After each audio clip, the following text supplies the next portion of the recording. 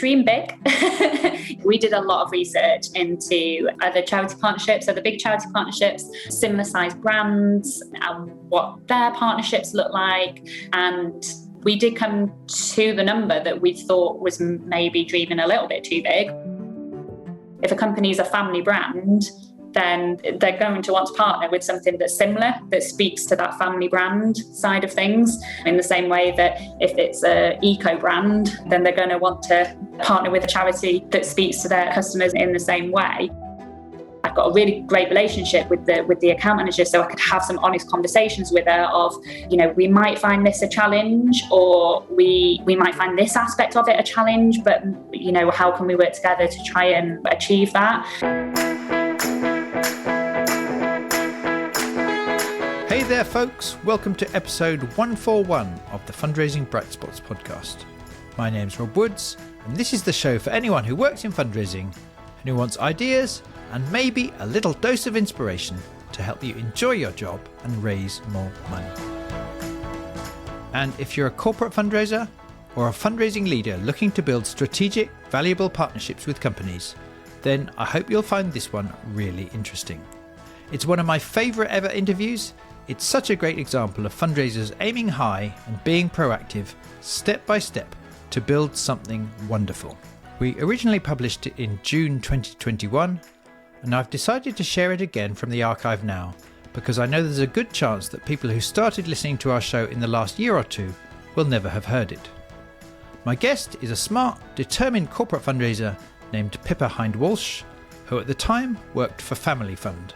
I had the privilege of working with Pippa through our Corporate Partnerships Mastery Programme and the Bright Spot Members Club. She and her colleagues put together a fabulous, valuable partnership with the food company McCain, and I'm happy to say that when I looked this week, this partnership is still going strong. I really hope you find this story helpful. Pippa Hind-Walsh, welcome to the podcast. Thanks, Rob. Honoured to be here. Yeah, thank you so much for making time for this. I know you're extremely busy at the moment for various reasons, but I've so wanted for quite a while to get a chance to talk to you so that our listeners can hear some of the things you've been up to in the last 2 years, especially in terms of corporate partnerships, and hear some of the interesting lessons you've learned. Just before we get into the content, your job title is Corporate Partnerships Manager, and you work for a fairly small charity called Family Fund. Have I got that bit right? Yep, that's right. Great. And I met you quite a while ago. You joined Bright Spot Members Club, and then you went on our Corporate Partnerships Mastery Programme, and it's been a privilege to have various chats along the way about various things and occasionally to touch on this topic. Most of today's interview, I would like to be about this spectacular partnership that you and your colleagues have worked on over the last couple of years. To start us off, could you tell us top line, what is that partnership and roughly how does it work? Yeah, of course. Our new partnership is with McCain Foods. It's been a couple of years in the making, but you may have seen some of it on your TVs recently, things like that. So it's a £1 million partnership over 3 years. That's a £1 million donation from McCain themselves, with any other employee fundraising and any other public fundraising on top of that as well. But alongside the incredible monetary donation that they're giving to us, they are also putting the partnership at the centre of their marketing campaign at the moment. So you may have seen the dedicated adverts on TV or heard them on the radio. There's also been lots of bits and bobs on social media. There's been influencer takeover on social media called Tea Time Takeover that included celebrities such as Kimberly Walsh and Gok Wan.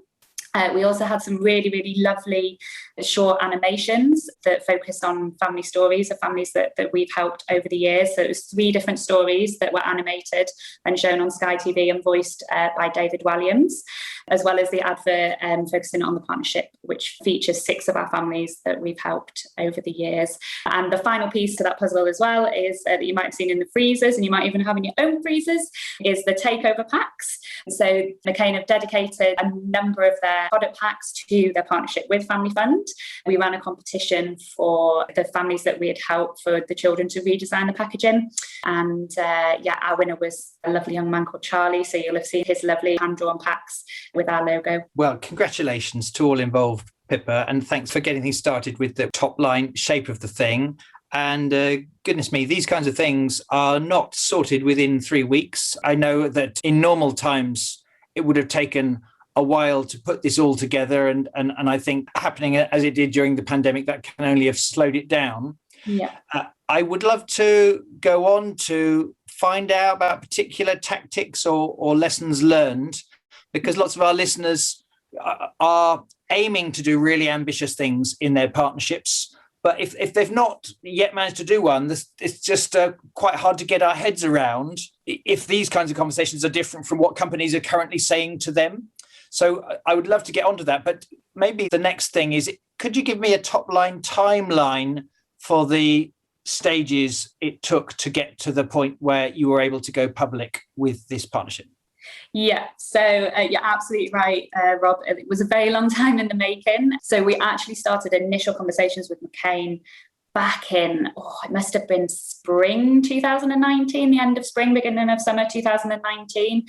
And we finally launched the partnership publicly in, we started talking about the partnership in February 2021, and with a full launch in April 2021. So yeah, long time to get to where we were. The initial conversations took time as well. There was a period in the middle that did get frustrated by COVID as well. But I think a minimum time frame would have been 18 months anyway to get to where we were with the launch. So yeah, the partnership started with managing to get ourselves an initial meeting with the marketing director of McCain. Now, it wasn't a charity of the year application, and it was just us pushing through various connections to be able to get that meeting. And I think that's one of the things that I've learned. I'd bounced into this role very fresh and very enthusiastic, and was like, we'll contact companies and they'll buy into what we do. But what I've definitely learned over the last few years is to use any connections you have is absolutely key in order to get in front of the right people to be able to pull off these kind of partnerships. So yeah, after some persistence, we were very lucky to be able to be invited to a meeting with the marketing director. We really believed in the fit. We'd done a lot of research. Just to put it into context, McCain's brand for the last few years has been based on their "We Are Family" slogan. We're a family fund, a charity that puts families at the heart. Our mission is to improve the lives of families raising disabled and seriously ill children. It seemed like the perfect fit, really, and we really believed in it. So then it was a case of getting them to believe in the fit. But absolutely for us, we had lots of smaller, very loyal and amazing smaller partnerships.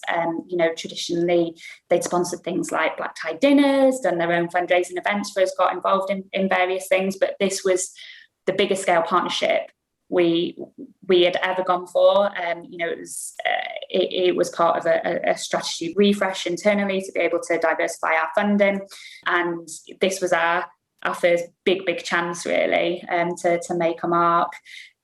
So we got the initial meeting, we prepped for the initial meeting, did lots and lots of research, and it went well. It went very well, but we did come away with some questions. Probably one of the things I learned at that stage was that maybe we went in a little bit too technical and not emotive enough with some of the information that we put across. But after that meeting, they were interested. They could see the fit, but they asked us some questions. They sent us away with some challenges.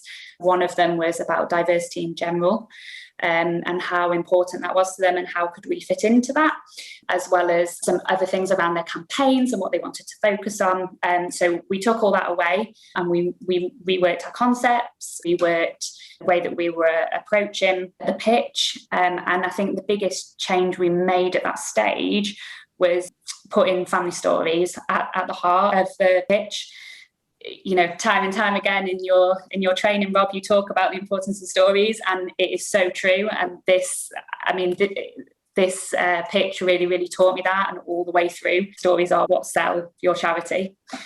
So we we listened to what they were looking for, and we tried to find appropriate stories. We're very lucky that the variety of grants that we provide gives us quite a wide scope, because we look at all aspects of life and, the sort of social model of disability. So we could look at grants that we provided that related more closely to meal times and easing pressures for families around that.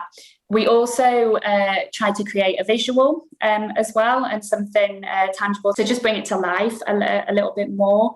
So, you talk about some very creative concepts in various podcasts, Rob, and I'm not professing that this was very creative at all, but it was just something. What was it that you left with them? So we just had a very, very simple, nicely presented box. I got our design manager to help me out, because I'm not blessed with creative skills in that way. And we just put together some family stories that were really, really relevant to what they were looking for, on some large cue cards with a picture of the child that we'd help with their grant, and just a little bit of information about how we'd help them, and how McCain Supporting Us could help us do more like that. And we just left the box with them afterwards, and it was funny later on through the process, as we met more and more senior people throughout McCain, and we were assigned an account manager. Every single one of them said, "Oh, the box landed on my desk." And it was just something really simple, and it wasn't expensive to do. And so that first meeting, you had researched, then you did your best to listen as well as you could for what they might be looking for philanthropically, and potentially also to do with their brand. And you had prepared some things, and you were able to give your view of where the money would go and how it might also be good for their brand.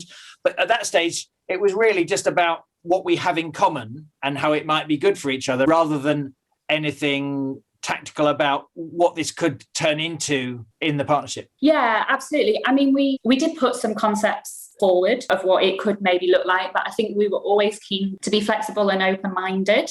Obviously, there's an amount of internal managing you have to do around that as well. But yeah, we were very, very aware that they would have their own priorities and their own agenda.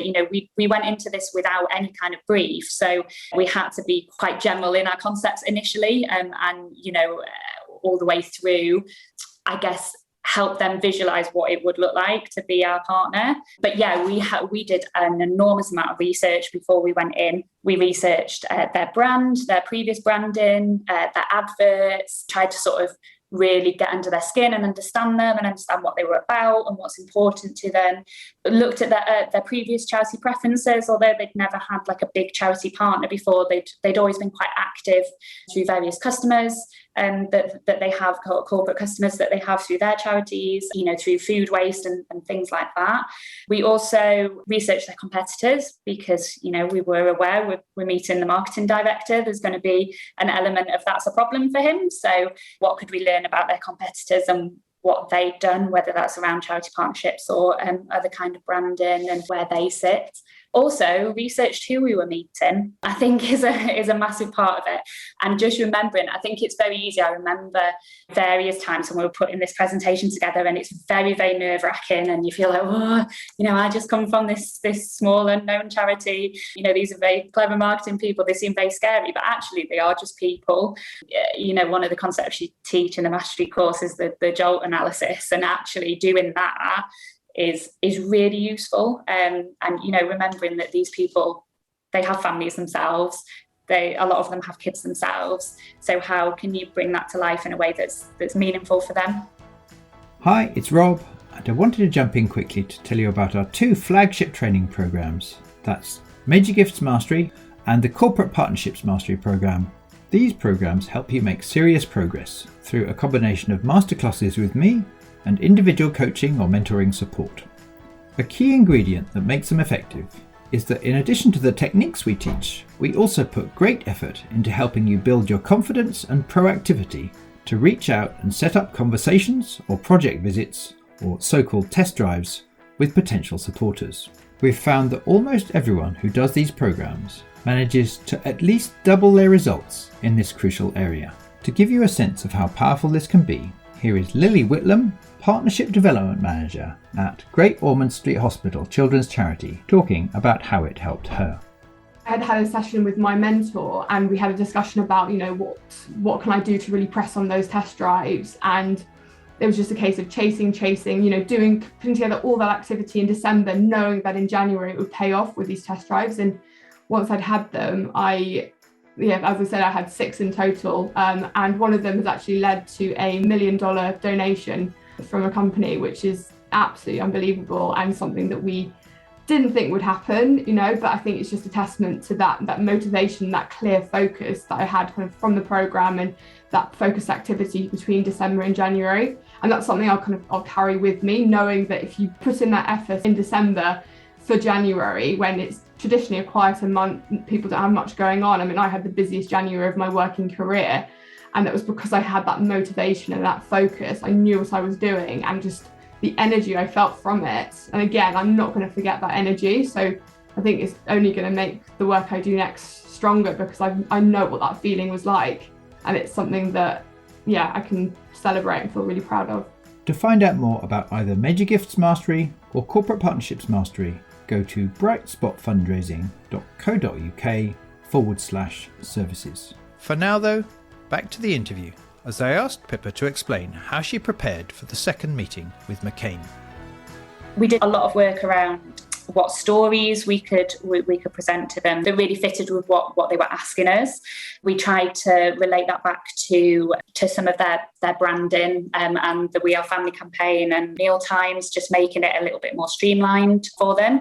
And the more research we did and the more we altered our concepts, the more we believed in the partnership as well, which I think really, really helped. By the time we went back in, we were like, this is a really good partnership. We don't know exactly what it's going to look like yet, but this is how we could work together. This is how our brands could look well together. This is some of the scope of things we could do, but absolutely, you guys are the experts in this side.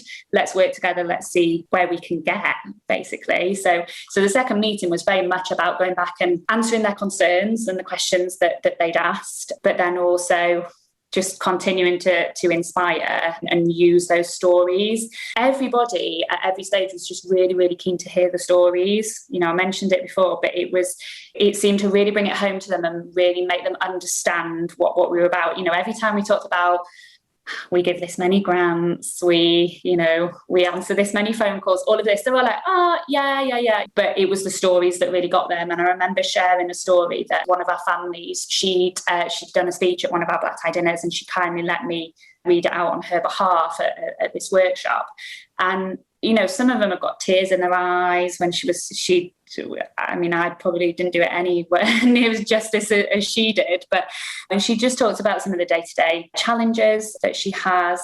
And I think also just bringing it back to reality for people in terms of what we stand for, and the families that we help.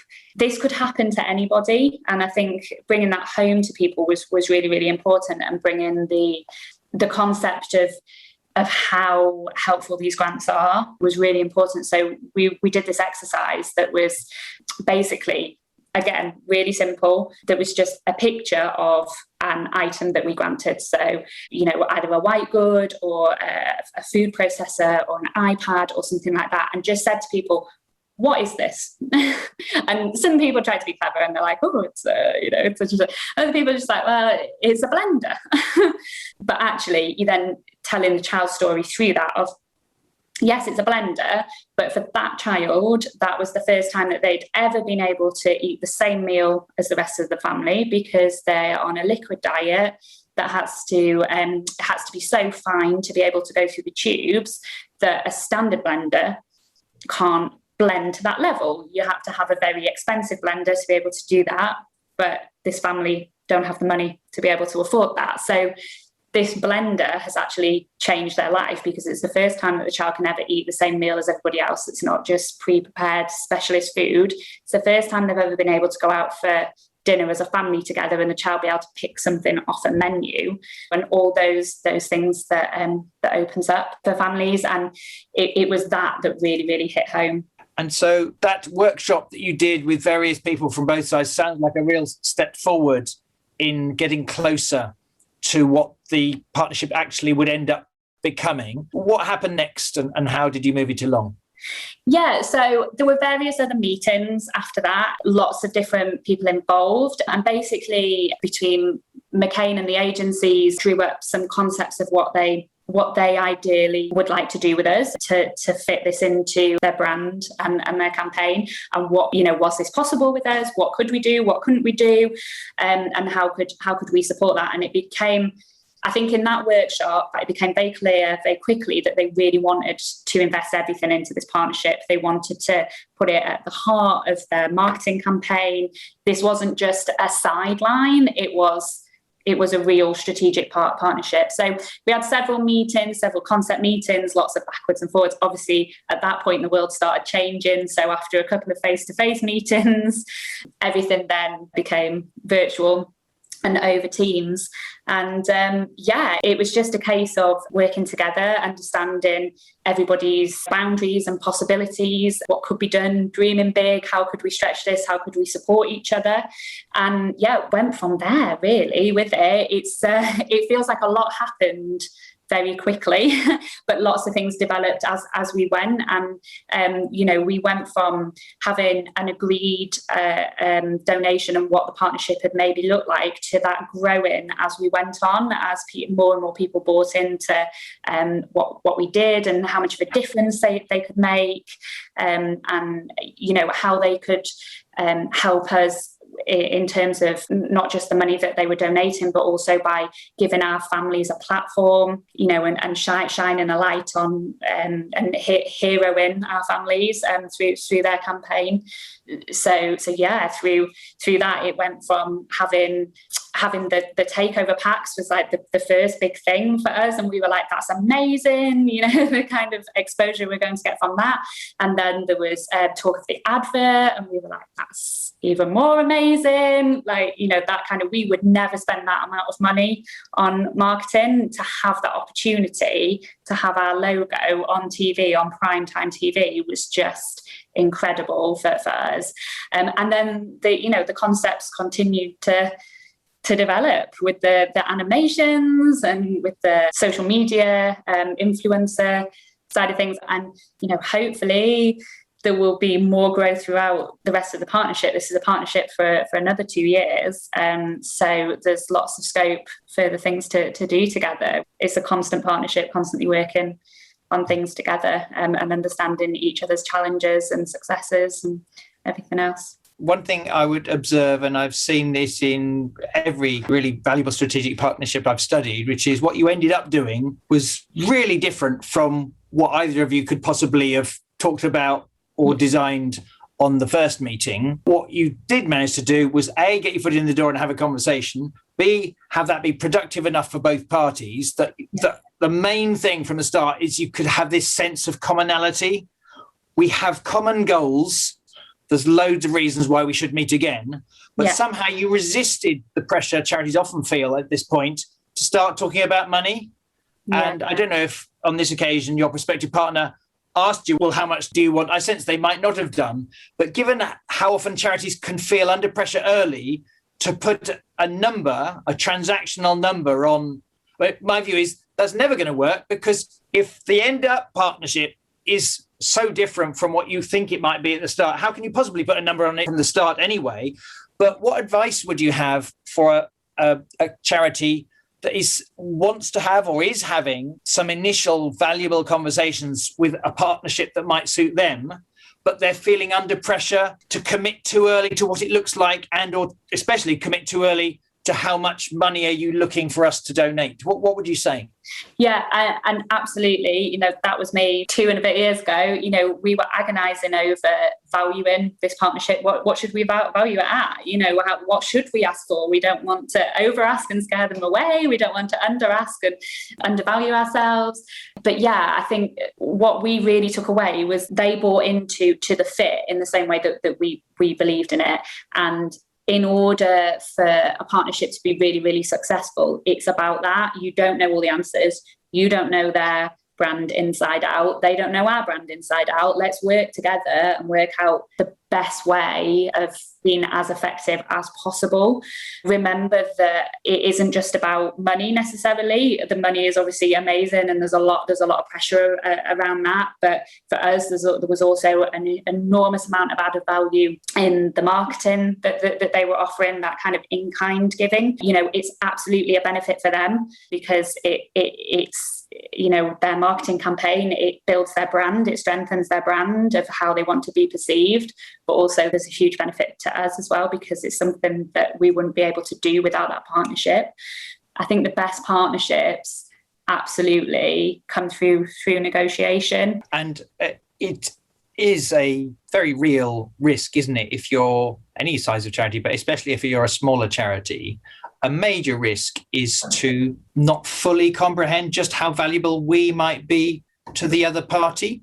Yeah. I think on my courses, people often worry that if they're not a well-known charity, they won't be valuable to a company, because look how we've got a tiny audience. We've got no audience to bring to them. Whereas, as I understand it, for you, McCain weren't talking to you because of who your audience were, but because of what you represent, the story of the kinds of families you help, not how many you help, or not how many supporters you help. Whereas it's what you represent. Yeah, they really wanted to A, help that, but B, they understood that it's valuable for them to be helping that, and that their customers would be pleased with them, and would appreciate that. And therefore, I think that's a different understanding of the strengths and weaknesses of the size of a charity. Have I got that broadly right in your case? Absolutely. Yeah, it was, in the workshops we looked at who their target audience is as well. And yeah, we talked about, we've got this many followers on Facebook and things like that. But that's absolutely not what they were interested in. Lots of companies do lots of research about their customers, what their customers care about, their buying habits. We all know about cookies and things like that, and they have an idea in their mind of who their target audience is and who their customers are and who they want to expand to, and they absolutely buy into a concept of this is something that will talk to our audience. If a company is a family brand, then they're going to want to partner with something that's similar, that speaks to that family brand side of things. In the same way that if it's an eco brand, then they're going to want to partner with a charity that speaks to their customers in the same way. And yeah, that's absolutely 2 years ago. We were like, oh, well, our audience is really, really small. But I think once we realised that actually it's not about that, it's about what we stand for, and it's about how we can add value to the people that any company wants to target, that's how we then honed down who we wanted to approach.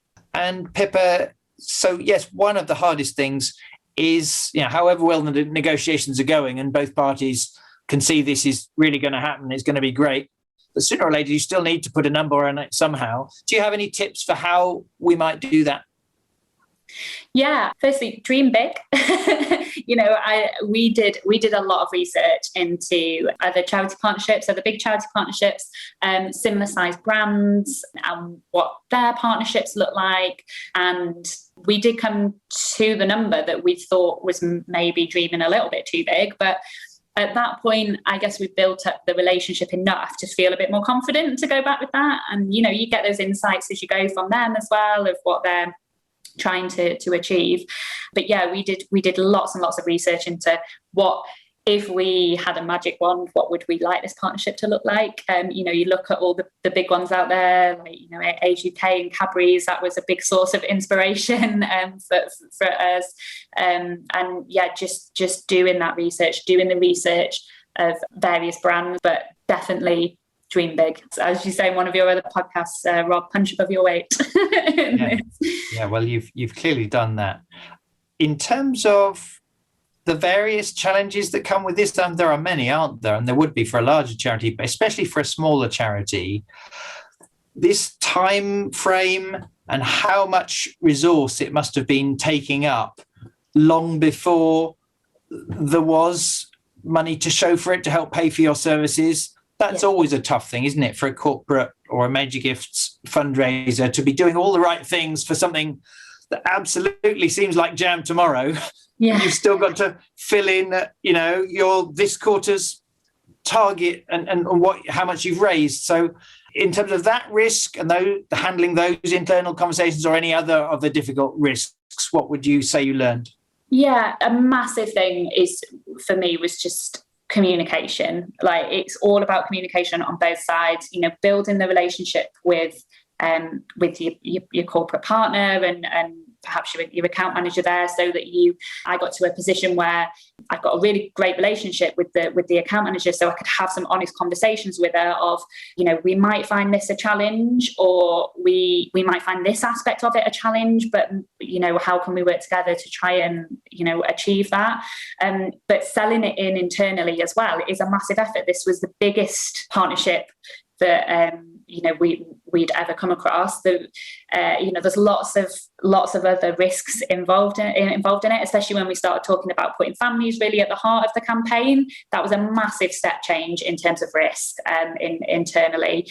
We'd always championed family voice and trying to get our family's voices heard, but it was on a much, much smaller scale than national TV and radio and influencers was even, for me was like a big area of, we need to learn about this, we need to understand the risks, but we also need to be bold, because, a big thing for me is, there's a risk of doing things, but there's also a risk of not doing things, and you should take those opportunities.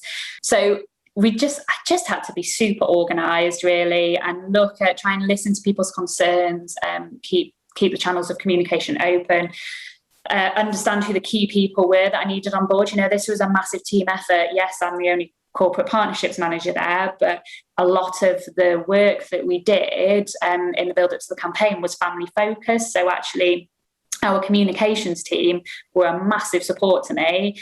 I couldn't have done this. They were basically the bridge between McCain and the families, and managing all of that. And they've got other pressures that they've got to fulfill. Life isn't just about this partnership and the charity. It was the biggest thing to ever happen to us, but there's also a lot of other pressures, especially in COVID. There's lots of other things going on. So just having regular meetings, setting out exactly what we're talking about, giving people opportunity to raise concerns and ask their questions, and then managing that back. A big thing I learned was a lot of fear and inflexibility around risk in organisations comes from a lack of knowledge and a lack of understanding. So actually, if you keep those lines of communication open, then it's a lot easier to manage those things and be flexible, and then achieve something beyond your wildest dreams. Well, I think it's a truly brilliant partnership, Pippa. And thank you so much for coming on the podcast to explain about this journey and some lessons we could take from it. I look forward to staying in touch. For now, best of luck with your fundraising, and I will catch up with you soon. Thanks, Rob. Thanks, bye. Well, I hope you found this story helpful.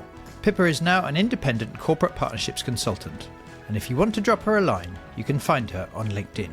For a full transcript and a summary of the episode, go to the podcast section of our website, which is brightspotfundraising.co.uk. And if you're interested in improving your skills, confidence and results in corporate or high-value fundraising, then I'd really encourage you to check out the Corporate Mastery Programme. That's the one that Pippa did, or the Major Gifts Mastery Programme. To find out more, go to brightspotfundraising.co.uk/services, and then click on the link for Corporate Partnerships Mastery or any of our other training courses.